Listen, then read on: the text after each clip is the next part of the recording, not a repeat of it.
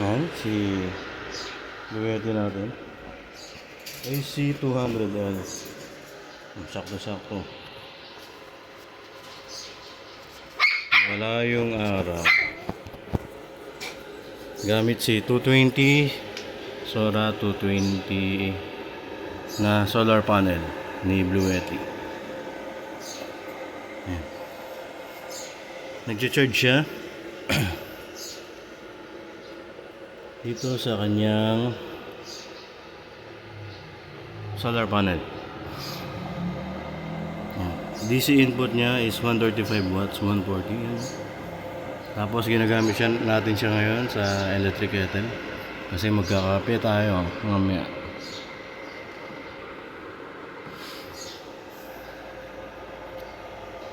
Ang AC output naman niya ngayon is naglalaro sa 1.7. Ay, pag humina yung araw, humihina rin yung input niya. Pero okay lang yan, free energy yan.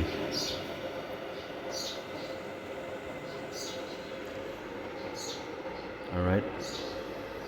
As flex ko na rin tong yung nabili nating wagon sa Shopee. Saktong-sakto siya dyan.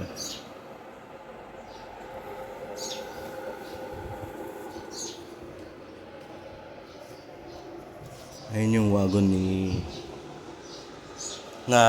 nabili natin. Ano na ito?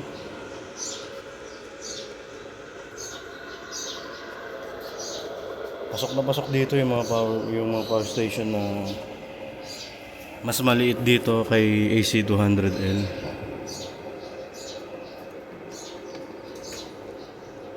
At saka yung AC 200L mismo. Itong nito, kalimutan ko na yung nito. Ayun. WTHB Outdoor. Sobrang lapit niyan. Kaya niya yung bigat ni AC 200L. Which is 28 kilo to. Di ba? Parang isang sakong bigas.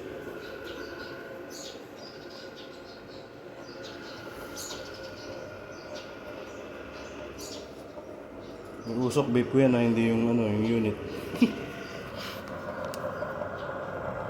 Natin.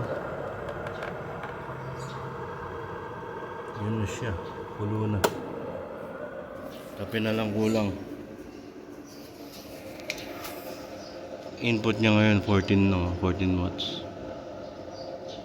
Kasi wala na namang araw. Pero tingnan natin buong araw kung makakaano siya. Makaka-harvest siya ng marami.